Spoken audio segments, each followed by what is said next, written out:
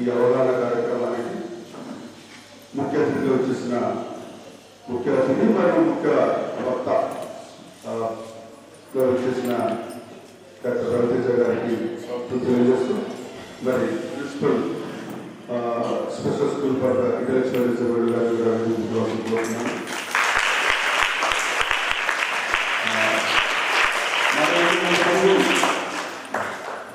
So doctor Raviteja గారికి మరి సమయం చాలా విలువైనది. సో ఆయన పంక్చువాలిటీ మెయింటైన్ చేస్తారు. తను కూడా గవర్నమెంట్ డ్యూటీలో ఉండి మరి మన పిలువగానే మన కార్యక్రమానికి చేసినందుకు వారికి ప్రత్యేక ధన్యవాదాలు తెలియజేస్తూ, ముఖ్యంగా ఈరోజు మనం ప్రపంచవ్యాప్తంగా ఆటిజం అవేర్నెస్ డే అనేది నిర్వహించుకుంటూ ఉంటారు. సో అందులో భాగంగానే మనం కొన్ని సంవత్సరాల నుంచి రెగ్యులర్గా ఏప్రిల్ 2వ తారీఖు రోజు ప్రపంచ ఆటిజం అవగాహన దినాన్ని నిర్వహించుకుంటూ ఉంటాము. సో మనందరికీ తెలుసు, మన పాఠశాలలో కూడా కొంతమంది పిల్లలు ఆటిజంతో బాధపడేవారు ఉన్నారు. సో వాళ్ళు ఉన్న ఆ రుగ్మతతోటి మరి వాళ్ళు నేర్చుకోవడానికి కొన్ని ఇబ్బందులు ఉంటాయి. సో కాబట్టి ఆ బిహేవియర్ ప్రాబ్లమ్ని మనం ఒకవేళ మోడిఫికేషన్ చేసినట్లయితే ఆ పిల్లలు నేర్చుకోవడానికి మంచి అవకాశం కూడా ఉంటుంది. సో దీని మీద ఎక్స్క్లూజివ్గా మాట్లాడడానికి చేసిన డాక్టర్ రవితేజ గారిని మాట్లాడాల్సింది కోరుతున్నాను. గారు అండ్ మీరందరూ అంటే మా అందరికీ చాలా స్పెషల్. అండ్ ఖచ్చితంగా ఫీల్డ్కి వచ్చినప్పుడు అభిమానంతో ప్రేమతో ఖచ్చితంగా ఆ విలువకి గౌరవం ఇవ్వాలి, రావాలి. అండ్ మీతో మాట్లాడడం నాకు ఎప్పుడు చాలా ఆనందం. ఈరోజు చాలా స్పెషల్ డేస్ ఉంటాయి. మొన్న మనం డౌన్స్ గురించి మాట్లాడుకున్నాం. ఈరోజు ఆటిజం గురించి మాట్లాడుకునే అవకాశం దొరికింది. ఆటిజం ఆ పేరు పలుకుతూనే చాలా వింతగా ఉంటుంది. ఎందుకంటే ఒక 15 ఏళ్ల ముందట ఎప్పుడైతే నేను మెడిసిన్ స్టడీ స్టార్ట్ చేశానో అసలు ఇది చాలా రేర్ ప్రాబ్లం. నాకు ఇంకా గుర్తుంది, 3000-4000 పిల్లల్లో ఒక్కరికి ఆటిజం అనే ప్రాబ్లం రావచ్చు, వస్తే ఈ లక్షణాలు అని చెప్పి ఒక చిన్న 4 పారాల్లో కూడా ఉండేది కాదు టెక్స్ట్ బుక్. కానీ ఫాస్ట్ ఫార్వర్డ్ కోవిడ్ తర్వాత నేను ఎన్నో అబ్రాడ్ ఆపర్చునిటీస్ వదులుకొని ఇక్కడ నిజామాబాద్ వచ్చిన తర్వాత సరే ఎక్కువగా కళ్ళు ప్రాబ్లమ్స్ చూస్తాము, పెద్దవాళ్ళ దగ్గర నరాల మానసిక ప్రాబ్లమ్స్ చూస్తాము అని అనుకుంటూ మనం నిజామాబాద్లో కూడా one of the high number of autistic children చూడడం జరుగుతుంది అన్నమాట. సో ఇది ఎందుకు అంటే ఆ 3000-4000 కాస్త 40 పిల్లల్లో ఒక్కరికన్నా ఆటిజం కాకపోవచ్చు, కానీ ఆటిస్టిక్ ట్రేట్స్ అనేవి చూస్తున్నాం. రెండోది, జనరల్గా కూడా ఈ ఆటిజం అనేది ఉన్న విదేశాల్లో ఉంటుంది, డెవలప్డ్ నేషన్స్లో ఉంటుంది, లేకపోతే మెట్రో సిటీస్లో ఉంటుంది అని వింటూ నిజామాబాద్లో నేనే ఎక్స్పెక్ట్ చేయలేదు. అంటే 2 చిన్న ఊర్లో కూడా వచ్చేస్తుంది. కాకపోతే అట్లీస్ట్ మనకి ఫెసిలిటీస్ ఉంటాయి, మనకి అది హ్యాండిల్ చేసి అవగాహన చాలా మందికి ఉండదు, చూస్తుంటే గుర్తుపట్టము, తర్వాత లాంగ్ టర్మ్ తర్వాత దాన్ని ప్రాబ్లమ్స్ మనం ఫేస్ చేసి ఎలా హ్యాండిల్ చేయాలంటే దానికి తగ్గట్టు ఫెసిలిటీస్ మనకి అందుబాటులో ఉండదు. సో ఇది చాలా పెద్ద ఛాలెంజ్ అయిపోయింది. కాబట్టి దీని గురించి మాట్లాడుకోవడం అంతే ఇంపార్టెంట్ అన్నమాట. సో మనం లాస్ట్ టైం అనుకున్నాం, అంటే మన పూర్వీకులు, మన చరిత్ర, మనం పుట్టిన ఈ భూమిపైన కొన్ని 100 కోట్ల సంవత్సరాల ముందర కూడా పుట్టిన తర్వాత లైఫ్లో ప్రతి రహస్యం కూడా మన జన్మలో దాగుంటుంది అనమాట, జీన్స్లో దాగుంటుంది. ఆ జీన్స్లో ప్రాబ్లమ్స్ వచ్చినప్పుడు రకరకాల ప్రాబ్లమ్స్ వస్తూ ఉంటాయి అని మనం మాట్లాడుకున్నాం. సో 2000s స్టార్ట్ అయినప్పుడు యుఎస్లో బుష్ అడ్మినిస్ట్రేషన్ కింద ప్రపంచవ్యాప్తంగా ఇన్స్పిరేషన్గా తీసుకొని మనం ఆ జీనులో ఉన్న ప్రతి ఒక్క రహస్యము మనము తీసుకొని బయటకు వస్తే ఏ ప్రాబ్లంకైనా మనకు సొల్యూషన్ ఉంటుంది, జీన్ టెక్నాలజీ కూడా అలాగే పెరుగుతుంది అని చాలా ఉత్సాహంగా ఉన్నాం. ఎందుకంటే నాకు ఇంకా గుర్తుంది, ఎందుకంటే ఆ టైంలో నేను మెడికల్ స్కూల్లో ఉన్నాను కాబట్టి. కాకపోతే ఒక 10 yearsలో మొత్తం జనువు అంతా కూడా విభజించి ప్రతి ఒక్క దాంట్లో న్యూక్లియోటైడ్ అన్నీ చదువుతూ ఉన్నాం అనమాట. కాకపోతే ఏంటంటే ఆటిజంకి ఆన్సర్ దొరకల. అంటే ఒక 100 జీన్స్, ఒక 100 రకాల ఆటిజం ఉన్న పిల్లల జీన్స్ అన్ని స్టడీ చేసినా సరే దాంట్లో ఒక 3 పిల్లల్లోనే ఈ జీన్ వల్ల ఈ ఆటిజం అనే లక్షణాలు ఏర్పడుతున్నాయని చెప్పగలం. అది మిగతావన్నీ కూడా ఆ చాలా 100 రకాల జీన్స్ కొంచెం అన్ని తోడు దొంగల్లాగా పనిచేసి ఈ జబ్బులు సృష్టిస్తుంది. సో ఏ జన్మ వెనకాల పరిగెత్తాలి? ఏ జంతువుని మనము టెస్ట్ చేయాలి? ప్రతి ఒక్క టెస్ట్ కొన్ని వేలలో లక్షల్లో ఉంటుంది, ఎందుకంటే అది అందరికీ సాధారణంగా చేసే టెస్ట్ అంటే చీప్ అయిపోతుంది. సో అప్పటి నుంచి ఉన్న క్వశ్చన్ ఇప్పుడు కూడా అలాగే ఉండిపోయింది అనమాట. ఆటిజంకి ఎందుకు వస్తుంది? మనము దాని ముందరే ప్రెగ్నెన్సీలో ఉన్నప్పుడే గ్రహించగలమా? దాన్ని ఏమన్నా ఆపగలమా? వస్తే దానికి పూర్తిగా క్యూర్ ఇవ్వగలమా అనేది ఒక ప్రశ్నగానే ఉండిపోయింది అనమాట. సో ఎప్పుడైతే ప్రశ్నకి ఆన్సర్ లేదో ప్రతి ఒక్కరు ఎక్స్పర్టే. సో కొంతమంది ఇది కలియుగం అని చెప్పారు, కొంతమంది మీరు తింటుంది ప్లాస్టిక్ పీల్చుంది కాలుష్యం గాలి పొల్యూషన్ వల్ల అన్నారు, కొంతమంది మొబైల్ ఫోన్స్ వల్ల అని చెప్పడం స్టార్ట్ చేశారు, కొంతమంది భారతీయులు విదేశాల్లో ఉన్న వాళ్ళకి ఉంది కానీ భారతీయుల్లోనే లేదు అంటే 7 సంవత్సరాలు దాటి లేకపోతే ఇంకా పూర్వీకులు ఏవైతే చాలా వెరైటీ అంటే కొన్ని చాలా ఇంపార్టెంట్వి, కొన్ని మీనింగ్ఫుల్వి, కొన్ని కొంచెం మనకి ఈ ట్రెడిషనల్గా కొన్ని బ్లైండ్ బిలీఫ్స్ అవన్నీ కూడా బయటకు రావడం స్టార్ట్ అయింది అనమాట. ఎందుకంటే అక్కడ వాళ్ళు అమ్మ నాన్నలు ఇద్దరు పని చేసుకుంటారు ఊళ్ళో ఫేస్బుక్లో, వాళ్ళ పిల్లల్ని చూసుకోవడానికి ఎవరు ఉండరు. సో కోల్డ్ మదర్ సిండ్రోమ్ అని, అంటే ఆ మదర్ పట్టించుకోకపోతే పిల్లలకి ఇట్లా ఆటిజం వస్తుందని కొంతమంది అట్లా ఒక్కొక్క కారణం చెప్పడం స్టార్ట్ చేశారు. కానీ ఏవి కూడా మనం పూర్తిగా మార్చలేము. కలుషితం నా చేతిలో ఉంది, ఎంత చేయగలమో మనం చేస్తాం. ప్లాస్టిక్ పూర్తిగా నా చేతిలో ఉందా, ఎంత చేయగలమో మనం చేస్తాం. పూర్తిగా ఆఖరికి ప్రాబ్లం వస్తే ఇంకా మదర్ అంతా జాబ్ అన్నీ వదిలేసుకొని ఇండియాకి ఎంతో మంది వచ్చిన వాళ్ళు నేనే చూశాను. అయినా సరే ఆటిజం అనేది మార్పు చెందట్లేదు. ఇది కూడా ఈ ఆటిజం ఫీచర్స్ లో కూడా ఎంత తొందరగా మనం గ్రహిస్తే అంత తొందరగా, యూజువల్గా 3 year టైంలో మనకి స్టార్ట్ అయిపోతాయి అనమాట సిమ్టమ్స్. ఇన్ఫాక్ట్ మనం చాలా చోట్ల చూస్తే 6 సంవత్సరాలు దాటిన తర్వాత చాలా మంది సెంటర్స్ వాళ్ళు టేకప్ కూడా చేస్తలేరు అనమాట ఈ పిల్లల్ని. సో ఇది చాలా ఛాలెంజ్ అయిపోయింది అనమాట. సో మనకి ఎలాంటి లక్షణాలు చూస్తూ ఉంటాం ఈ ఆటిజంలో చెప్పండి.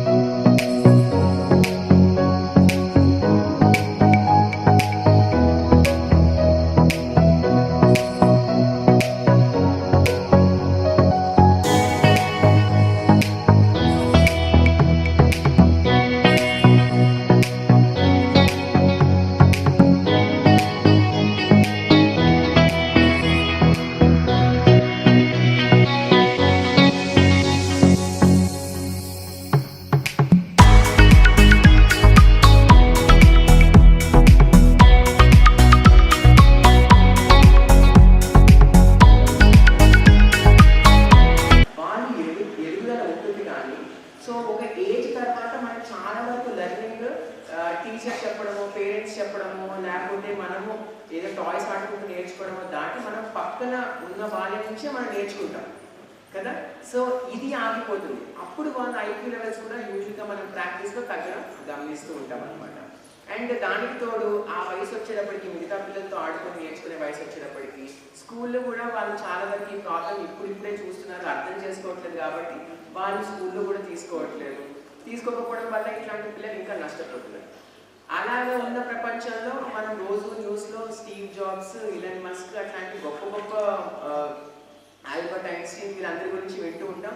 వాళ్ళందరికీ ఆటిస్టిక్ ట్రేట్స్ ఉన్నాయి. వాళ్ళు మిగతా వాళ్ళ ఎమోషన్స్ని దూరం పెట్టి వాళ్ళ పని వాళ్ళు సాఫీగా చేసుకుంటూ ఉన్నారు కాబట్టి ఇంత పైకి ఎదిగారు అని కూడా వింటుంటాం. సో పేరెంట్స్ అంతా కన్ఫ్యూజన్, అంటే నా పిల్లాడికి ఇంత టాలెంట్ ఉంది కానీ నాకు ఏం చేయాలో అర్థం కావట్లేదు, కానీ వాడు నార్మల్ లైఫ్ కూడా లీడ్ చేయలేకపోతున్నాడు అని ఎంతో కూలిపోతూ బాధ పడుతూ ఉంటారు అన్నమాట. సో అందుకే ఈ ఆటిజంని తీసేసి ఆటిజం స్పెక్ట్రమ్ డిసార్డర్ అని పెట్టారు. ఎందుకంటే దీంట్లో కూడా రకరకాలు ఉన్నాయి. అండ్ ఒక్కొక్కరికి మనం లాస్ట్ టైం మాట్లాడుకున్నట్టే ప్రతి ఒక్క వాళ్ళకి అదే ప్రాబ్లం అని డయాగ్నోసిస్ చేయొచ్చు, కానీ సివియారిటీ బట్టి వాళ్ళ ప్రెజెంటేషన్ వాళ్ళు ఎలాంటి ప్రాబ్లమ్స్తో ఉంటారో అనేది పూర్తిగా మారిపోతుంది అనమాట. సో ప్రతి ఒక్కళ్ళు కూడా ఆటిజం ఉన్న వాళ్ళు అట్లాగా హై ఐక్యూతో ఆలోచించగలుగుతారు అని లేదు. వాళ్ళు కొన్ని ఒక variety of autism spectrum disorder Asperger అట్లాంటి ఉన్నప్పుడే వాళ్ళు మిగతా విషయాలు మిగతా పిల్లలతో ఆడుకోవడం వాళ్ళు ఏదో మ్యాథ్స్లో కానీ ఏదో ఒక స్పెసిఫిక్ ఫీల్డ్లో బాగా ముందుకు వెళ్ళిపోతారు అనమాట. అట్లాంటి గుర్తొస్తే ఇంకా చాలా గ్రేట్, వాళ్ళు గిఫ్టెడ్ చిల్డ్రన్ అని అనుకోవచ్చు. లేదంటే మిగతా పిల్లల్ని నార్మల్ పిల్లలు కలుపులో తీసుకురావడంలోనే చాలా చాలా పెద్ద ఛాలెంజ్ అనేది ఉంటుందన్నమాట. ఇది ఎలా సాధ్యం?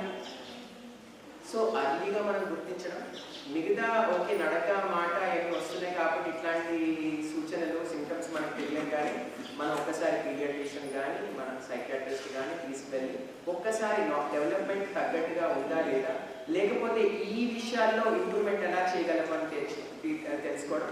ఇప్పుడు నిజామాబాద్లో కూడా చాలా సెంటర్స్ వచ్చేసాయి మనకి. రౌల్ ఆటిజం సెంటర్ ఇక్కడ సుభాష్ నగర్లో, పినాకిల్ అనే హోటల్ వంశీ ఆపోజిట్లో, అట్లాగే సిడిసి అని చెప్పేసి విక్రమ్ హాస్పిటల్ లో, ఇవన్నీ కూడా అర్లీ ఇంటర్వెన్షన్ సెంటర్స్. అట్లాగే మనకి గవర్నమెంట్లో కూడా 4th ఫ్లోర్లో కూడా మనకి ఈ ఆర్బిఎస్కే వాళ్ళు ఎర్లీ ఇంటర్వెన్షన్ టీమ్ కూడా ఉందన్నమాట.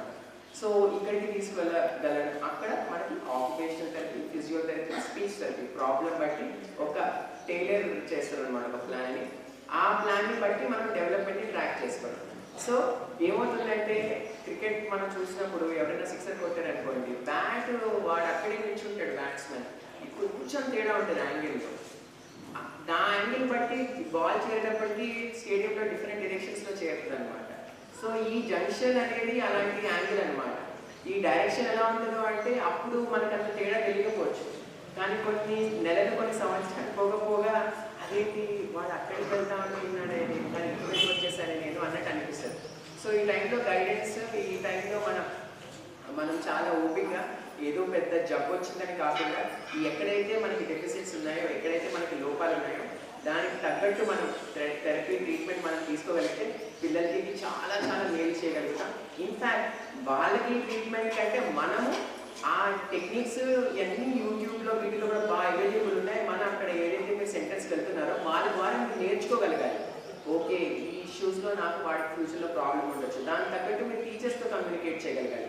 ఇదిగోండి మీరు అన్నీ ఓకే, ఈ విషయాల్లో మీరు కొంచెం కాన్సన్ట్రేట్ చేశారనుకోండి, ఈ పిల్లలు మా వాళ్ళు ఇట్లా అని చెప్పి డాక్టర్ చెప్పారని మీరు చెప్పినా సరే వీళ్ళకి మనకి బాగా హెల్ప్ అవుతుంది అన్నమాట.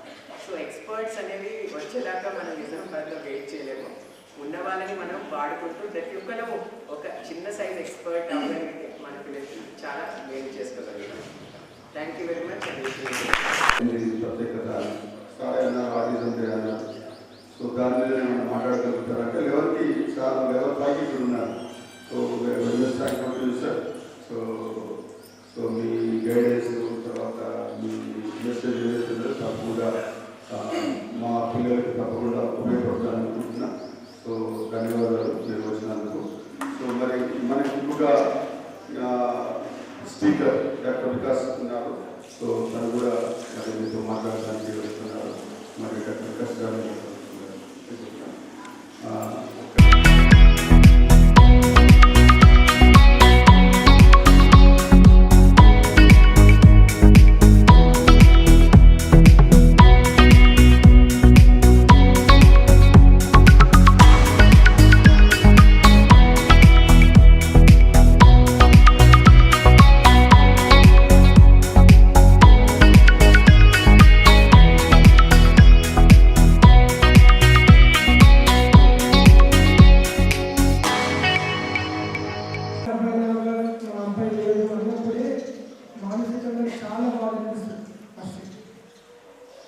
కానీ అదే రైట్ పాయింట్.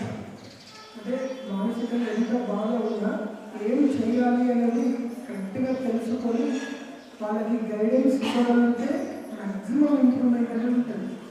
ఈ ఆటిజంలో ఒక బ్యూటిఫుల్ థింగ్ ఏంటి అంటే ఇంప్రూవ్మెంట్ అనేది గ్యారెంటీగా ఉంటుంది. అంటే ఇంకో రకంగా చెప్పాలి అంటే ఇంప్రూవ్మెంట్ లేదు అంటే ఆటిజం కాదు అనేది చెప్పవచ్చు. సో అది ఎంతవరకు ఇంప్రూవ్మెంట్ ఉంటుంది అనేది మాత్రం ఎటువంటి చర్యలు తీసుకుంటారు అనే దాని మీద డిపెండ్ అవుతుంది. సో నేనైతే చాలా క్లియర్గా చాలాసార్లు ఇక్కడ వచ్చిన పదే చెప్తాను, ఇక్కడ తీసుకునే కేర్ నేనైతే చాలా హ్యాపీ. అటు మేనేజ్మెంట్ తరఫున మేడం కానీ టీచర్స్ స్టాఫ్ ఈవెన్ పిల్లలు కూడా ఇచ్చే రెస్పాన్స్ వాళ్ళు ఇచ్చే పర్ఫార్మెన్సెస్ కూడా చాలా హ్యాపీ. చాలా నెలల నుంచి రాలేకపోతున్నాను. నిన్ననే సార్ నాకు ఇప్పటి రెగ్యులర్గా వస్తాను అని చెప్పి నేను కమ్యూనికేషన్లో బిజీ ఉండడం వల్ల. ఎందుకంటే ఇంప్రూవ్మెంట్ ఎట్లయితే నేను చూస్తుంటానో నాకు చాలా హ్యాపీ అనిపిస్తుంది ఫస్ట్. సో ఈ ఇంప్రూవ్మెంట్కి one of the major concern ఏంటి అంటే పేరెంట్స్కి ఉన్న ఎక్స్పెక్టేషన్స్. నేను ఈవెన్ ఇక్కడనే కాదు, ఎన్ని నార్మల్ స్కూల్కి వెళ్ళినా కూడా పేరెంట్స్కి ఉన్న ఎక్స్పెక్టేషన్స్ పెద్ద బ్యారియర్గా ఫామ్ అయిపోతుంది, అడ్డుకట్టగా ఫామ్ అయిపోతుంది. అంటే టూ మచ్ స్పీడ్గా రికవరీ కావాలి, ఇంప్రూవ్ కావాలి అని ఎక్స్పెక్ట్ చేసుకుంటారు. దాంతో ఏమైతుందంటే ఎనీ చేంజ్ మీద ప్రెషర్ పడుతుంది ఫస్ట్. అవునా కదా? ఇప్పుడు ఈరోజు జాయిన్ చేశారు, నెక్స్ట్ ఇయర్ అకాడమిక్ కొత్త స్టూడెంట్కి జాయిన్ చేశారు. 2-3 months జూలై, ఆగస్ట్, సెప్టెంబర్ అదేసరికి సార్ మా బాబు ఏం నేర్చుకున్నాడు సార్, మా బాబు ఏం నేర్చుకున్నాడు. ఫస్ట్ థింగ్ ఏంటంటే ఏ ఇంటర్మీడియట్లో ఒక అబ్బాయి జాయిన్ చేసినా ఒక 1 month తర్వాత ఏమి ఇస్తారు ఏమైనా ఐడియా ఉందా? హాలిడేస్ ఇస్తారు. దాని పేరేంటి? ఒక 1 month తర్వాత హాలిడేస్ ఇస్తారు సార్. ఇంటర్మీడియట్ జాయిన్ అయ్యారు హాలిడేస్. అంటే అంత నార్మల్లో ఒక చైల్డ్ కూడా ఇంటర్మీడియట్లో హాస్టల్లో హైదరాబాద్లో విజయవాడలో జాయిన్ అయినప్పుడు ఒక 1 month తర్వాత హోమ్ సిక్ హాలిడేస్ ఇస్తారు. హోమ్ సిక్ అంటే ఇంటి పట్లనే ధ్యాస ఉంటుంది. సో కొంచెం వెళ్ళి ఫ్రెష్ అప్ అయ్యి రికవర్ అయ్యి చూస్తారు అని చెప్పి అంత నార్మల్గా పిల్లలకి ఇట్లా ఉంది. ఇక్కడ కొంచెం డిఫికల్టీస్, ఛాలెంజెస్ ఉన్నాయి. There also normal kids with little difficulties, little more difficulties. So అట్లాంటి వాళ్ళకి కొంచెం టైం పడుతుంది. మనం పేరెంట్గా ఈ స్కూల్కి కానీ ఇట్లాంటి స్కూల్ ఏ స్కూల్ కన్నా పంపించినప్పుడు అక్కడ బాబు పోయి ఎంజాయ్ చేయు అని చెప్పాలి. టీచర్స్ చెప్పింది విను, ఫాలోగా రిలాక్స్ ఎంతైనా నేర్చుకో. రాకపోతే టీచర్ అడుగు, వాళ్ళకి ఏం అర్థమవుతుంది అనేది ప్రశ్న కాదు, మనం ఏం చెప్తున్నాం అనేది ప్రశ్న. ఇది ఒకటి చాలా బాగా గమనించాలి. ఇక్కడే చాలా మంది పొరపాటు పడతారు. ఈవెన్ నార్మల్ పీరియడ్స్ కూడా 6 months 9 months అప్పుడు ఏదైతే ఆడపిల్లలు అవే చేస్తుంటారు. కాదు, మంచి విషయాలు అప్పుడే చెప్పడం మొదలు పెట్టాలి. సో అన్నీ కూడా నాన్న లోపలికి వెళ్ళిపోతూ ఉంటాయి. వాళ్ళకి ఏమీ డైరెక్ట్గా గుర్తుంటాయి. లైక్ ఇప్పుడు నన్ను మా మదర్ 3 years అప్పుడు ఏం చెప్పింది నాకు అంటే నాకేం గుర్తుండదు, కానీ దాని ప్రభావం మాత్రం ఉంటుంది. దీనికి మానేవాళ్ళు. సో చిన్న ఏజ్లోనే వాళ్ళు ఎలా ఉండాలి, ఏం చేయాలి, బిహేవియర్ చేయాలి, రెస్పెక్ట్ అంటే ఏంటి, డిసిప్లిన్ అంటే ఏంటి, పై చదువు చదవడానికి మీనింగ్ ఏంటి, లైఫ్లో ఎలా సెటిల్ అయిపోవాలని అది చెప్తూ ఉంటాం మనం. వీళ్ళకి ఏం తెలియాలి, ఎక్కువ తెలియాలి, అర్థం చేసుకోవడం. ఇంకొక సైడ్ ఆఫ్ ది ఏంటంటే ఇట్లాంటి పిల్లలకి అవన్నీ చెప్తే ప్రెజర్ లేదు, అస్సలు కాదు. ఏంటి అంటే అది నువ్వు చెప్పే పద్ధతి బట్టి ఉంటుంది. ఏ పిల్లవాడికైనా విపరీతంగా పదే చెప్తుంటే స్పెసిఫిక్ అవుతారు. అట్లా కాకుండా ప్రేమగా నెమ్మదిగా చెప్తుంటే మరి కొంచెం అనుకుని అందరూ మార్క్స్ గురించి వాళ్ళని చెప్తే 80 marks వచ్చే అవకాశం ఉంది. ఏమీ చెప్పకపోతే మార్క్స్ ఎక్కువ వస్తాయి. ఇక్కడ మార్క్స్ అంటే మార్క్స్ అని కాదు, ఇంప్రూవ్మెంట్ గురించి. సో ఎంతవరకు ఇంప్రూవ్మెంట్ ఉంటుంది అనేది మనం చెప్పే మాటల బట్టి డిపెండ్ అవుతుంది. ఇంకోటి 1-to-1 ఇంటరాక్షన్ ఈ స్కూల్లో ఉంటుంది. నాకు అది చాలా ఇష్టం. ఎందుకంటే ప్రతి చేంజ్ డిఫరెంట్.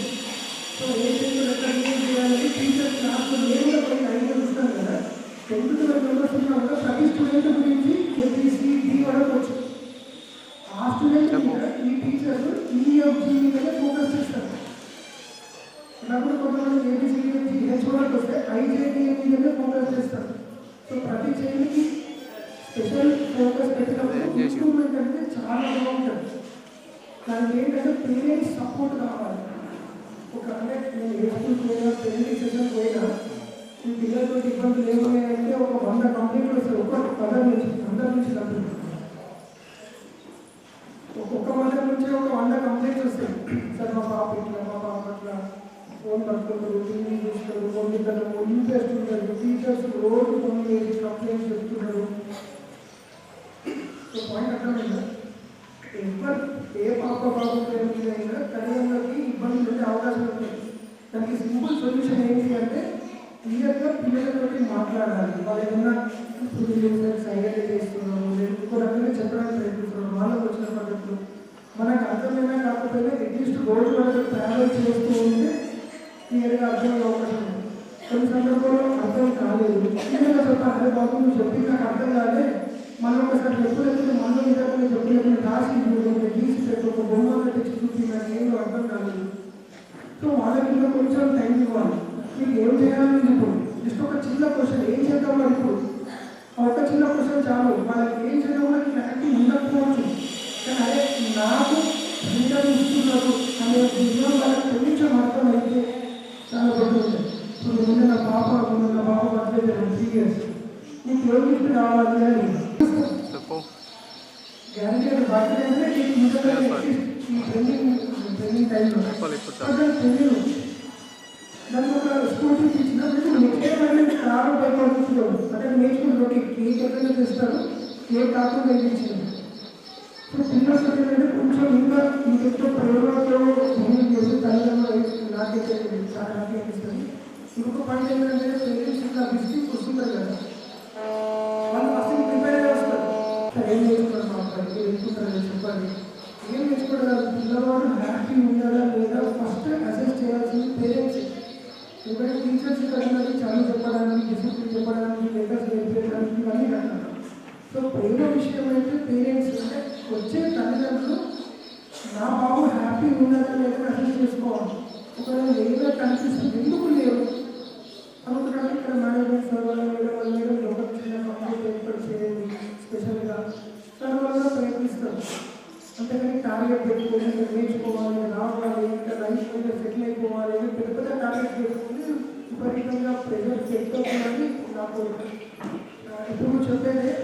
ఒక్క చైల్డ్ని మేనేజ్ చేయడము అంటేనే చాలా కష్టమైన రోజులు. ఇప్పుడు ప్రొటెస్ట్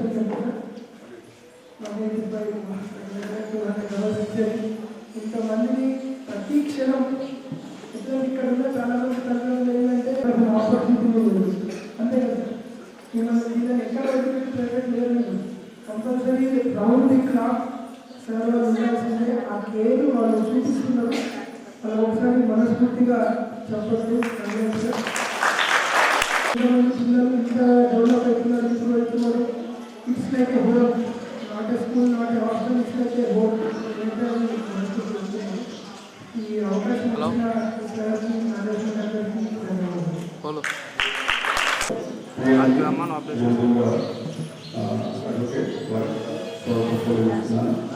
మరి ఈరోజు చెప్పారు. మరి రవితేజ గారు ఏం చెప్పారంటే దానికి కారణాలు, దాని మీద జరిగిన స్టడీస్ ఏం రివీల్ చేస్తున్నాయి.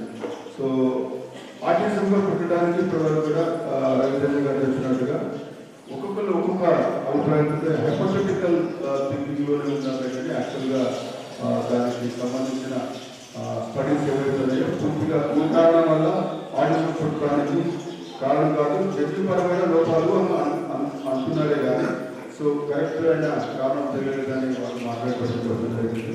మరి ప్రపంచంలో చాలామంది పెద్దలు, అబ్రహాం లింకన్ గారు కావచ్చు, ఐన్స్టీన్ కావచ్చు, ఆల్బర్ట్ ఐన్స్టీన్ కావచ్చు, సో ఇలాంటి చాలా చాలా పెద్ద మంది చాలామంది కూడా మరి ఒకప్పుడు ఆర్టిజంలో ADHDలో బాధపడే వాళ్ళే.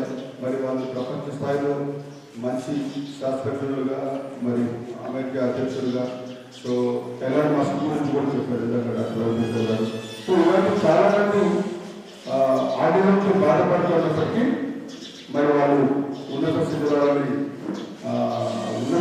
అంటే ప్రపంచంలో హైయెస్ట్ పొజిషన్ జరుపుకోగలిగిన ఆర్టిజం బాధ్యపడిన వ్యక్తులు కూడా ఉన్నారు.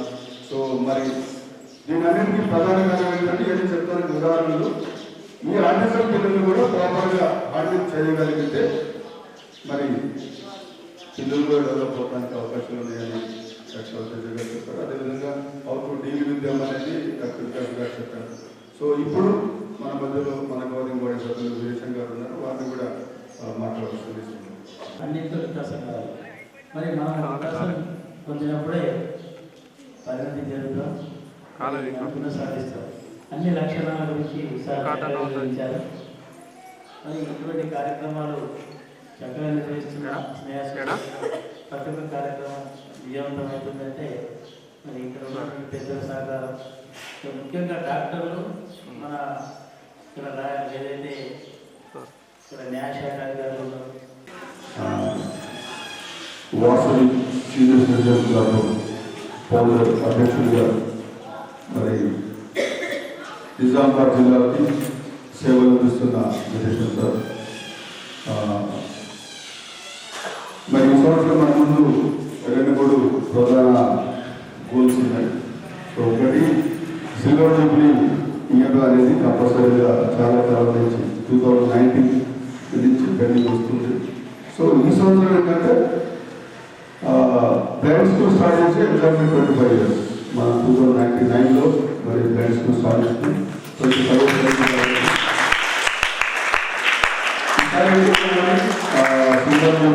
మన రోజున ఇప్పటివరకు ఏంటంటే దానికి ఒక బడ్జెట్ ఎస్టిమేషన్ చేయడం జరిగింది.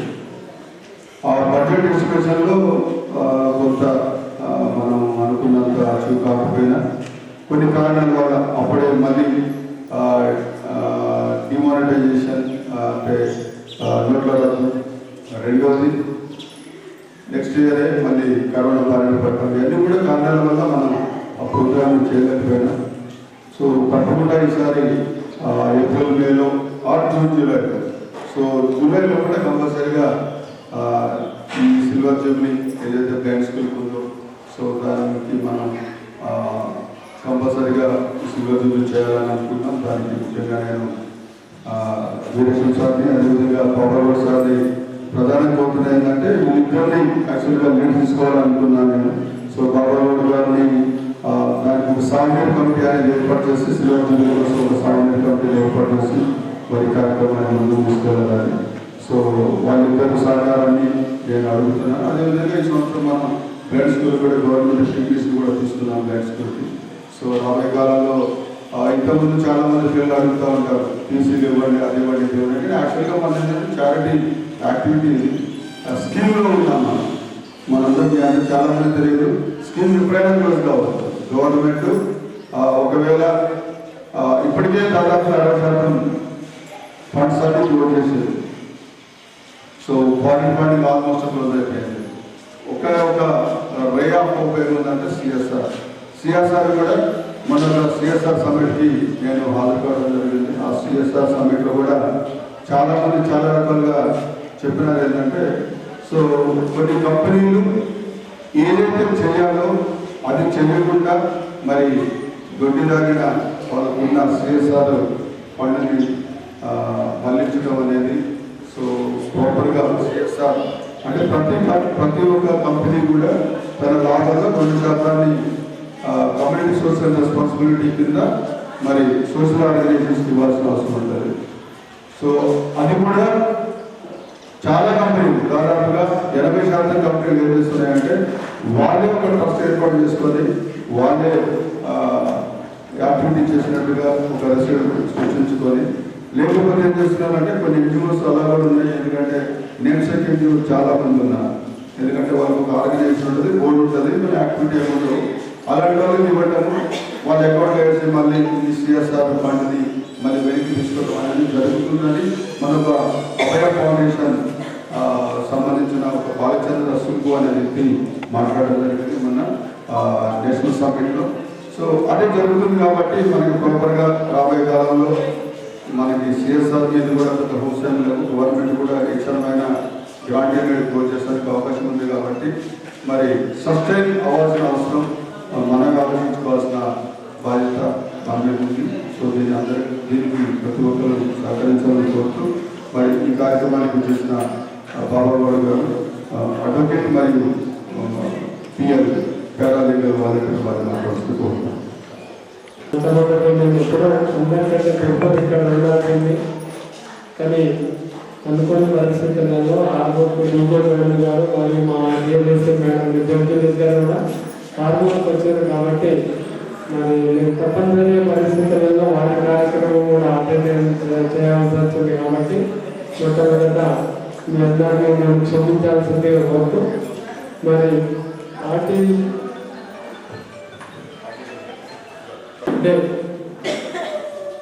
యునైటెడ్ నేషన్స్ అసెంబ్లీ మొట్టమొదట 2007 ఏప్రిల్ 2 ప్రపంచ ఆటిజం డేగా గుర్తించింది. పిల్లలలో మానసిక ఎదుగుదల లేదని ఆటిజం ఉంది. సో అప్పుడు కలిగాలి.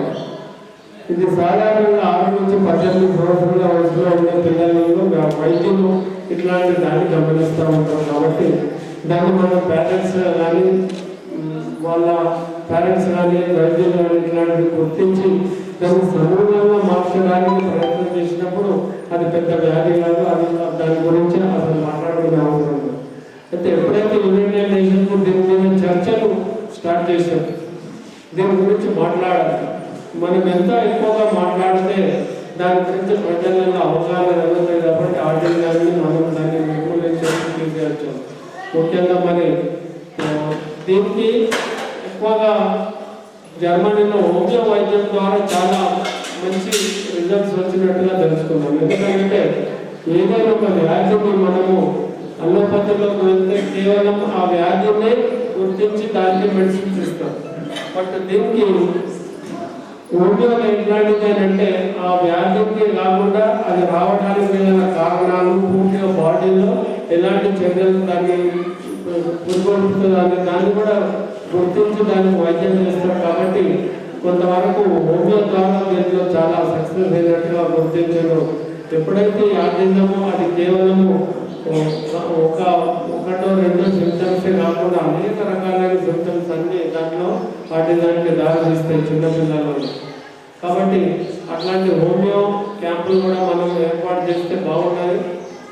నేను ఇక్కడ సభాముఖంగా చెప్పాల్సిన అవసరం వచ్చింది కాబట్టి నా కూతురు హైదరాబాద్లో హోమియో ఫిజిషియన్ జిమ్స్ హాస్పిటల్లో, స్టార్ హాస్పిటల్లో, అన్ని హాస్పిటల్లో పనిచేస్తుంది. తప్పనిసరిగా ఎప్పుడైనా అవకాశం కలిగితే నా కూతురు మరియు వాళ్ళ కొలీగ్స్ డాక్టర్స్తో ఒకసారి ఇక్కడ నేను క్యాంప్ కూడా ఏర్పాటు చేయడానికి ప్రయత్నం చేస్తాను. ఇది నా స్కూల్ కాబట్టి సార్ ఇందాక చెప్పినట్టు మనము ఇది చేయాలి. నేను సిల్వర్ జూబ్లీ అని అన్నాడు, అది సార్కి రాదు, అది నాది. బాబావాడు కాదు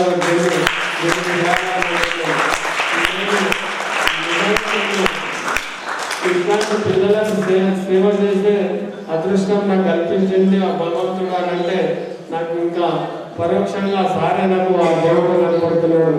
నిజంగా నేను ఏం పూర్వజన్మ సుకృతం చేసుకుంటే తప్ప మీ ఇట్లాంటి పిల్లలకు సేవ చేసే భాగ్యం దొరకదు. అది నాకు కలిగినందుకు నేను జీవితంలో సంతృప్తి చెందుతున్నా. నేను వాస్తవంగా రిటర్న్ జర్నీలో ఉన్నాను. at the age of 65. My age is now 65 because I experienced each and everything in the society. I just in a reverse gear. But ఏ రకంగా చెప్పుకోవాలో నాకు అర్థమైతే లేదు. నాకు ఆయన భగవంతుడే మాకు కల్పించుండొచ్చు. పరిచయాలు ఏర్పాటు చేయడం, మమ్మల్ని ఈ రకంగా చేయడం నిజంగా నేను ఎంతో సంతృప్తిగా ఉన్నా. నా సాయ శక్తిలో అలానే సక్సెస్ చేయడానికి నా ప్రోగ్రామ్ కాబట్టి నేను ప్రయత్నం చేస్తే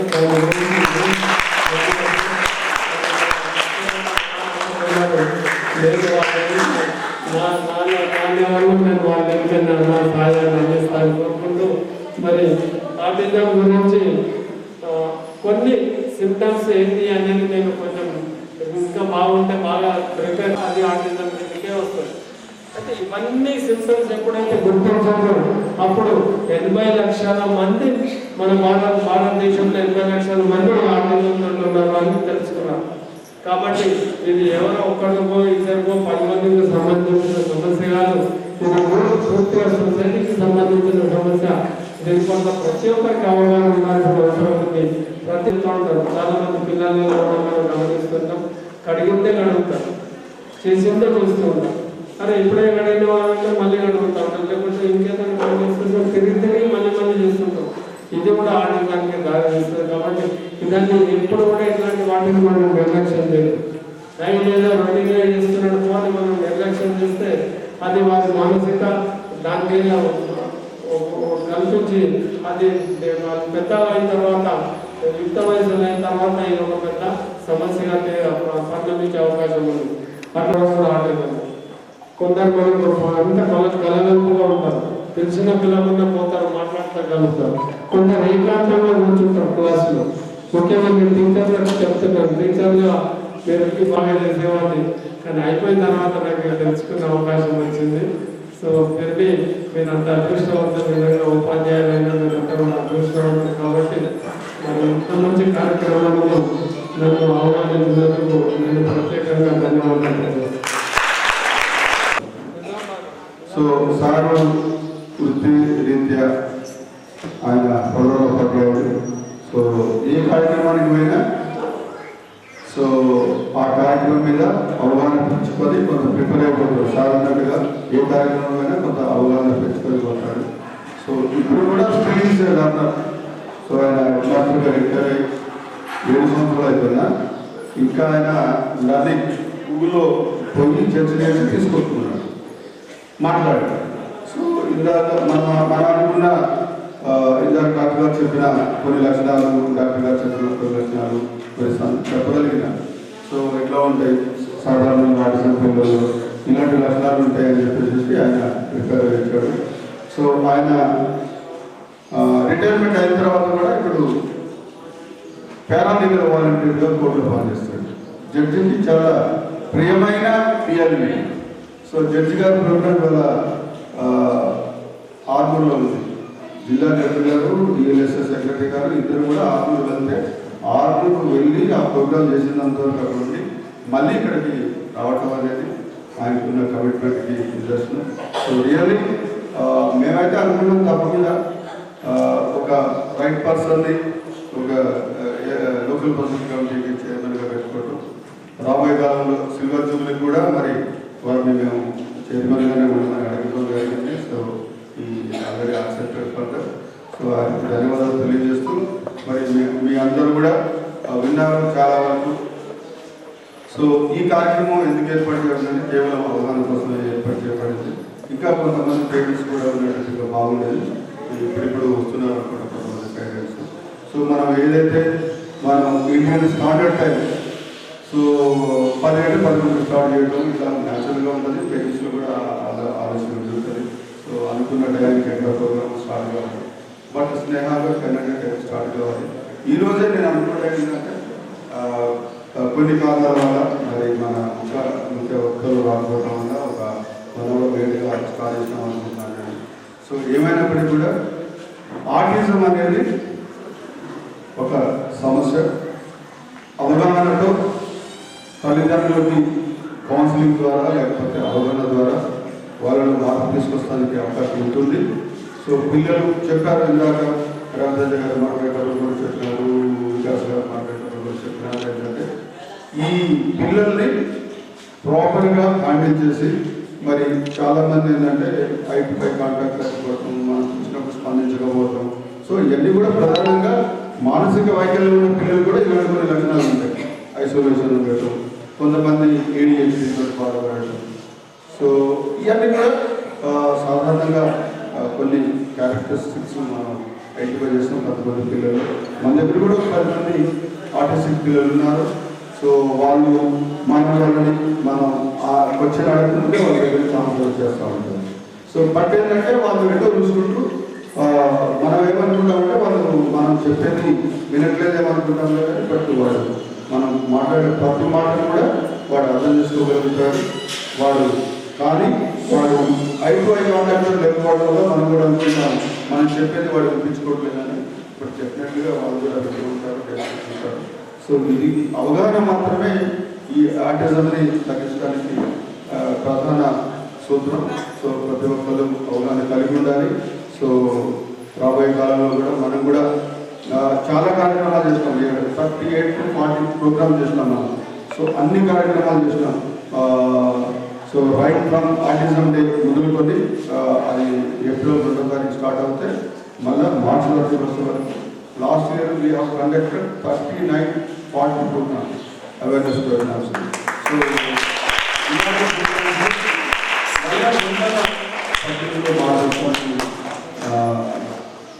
మార్పుకి తప్పకుండా గౌరవం చేస్తుంది. సో మనం కూడా ప్రతిసారి డయాస్ మార్చడానికి ప్రయత్నం చేస్తున్నాం. డయాస్ ఉన్న వ్యక్తుల్ని ప్రతిసారి మార్చడానికి ప్రయత్నం చేస్తున్నాం. చాలామంది ఇన్వాల్వ్ చేస్తున్నాం, జిల్లాధికారులు ఇన్వాల్వ్ చేస్తున్నాం, జ్యుడిషియరీ ఇన్వాల్వ్ చేస్తున్నాం. సో చాలా రకాల డాక్టర్స్ ఇన్వాల్వ్ చేస్తున్నాం. పబ్లిక్ చాలా తీసుకోవాలనుకుంటున్నాను. సో ఈ సందర్భంగా మీడియా వారికి కూడా ప్రత్యేక ధన్యవాదాలు చేస్తూ ఇది కాబట్టి మరి ప్రిన్సిపల్ గారిని అతిథులు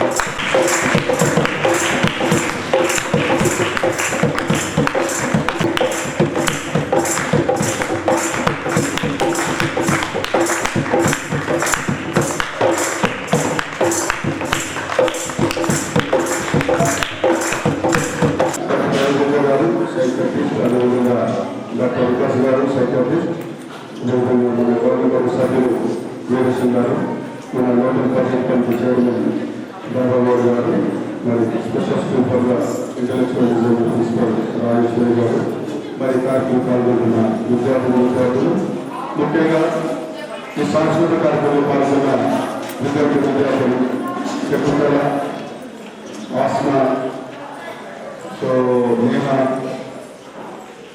వికాస్, అబ్దుల్ రహమాన్, సంజయ్, మరి క్రిష్ అందరూ కూడా పేరు పేరున ధన్యవాదాలు.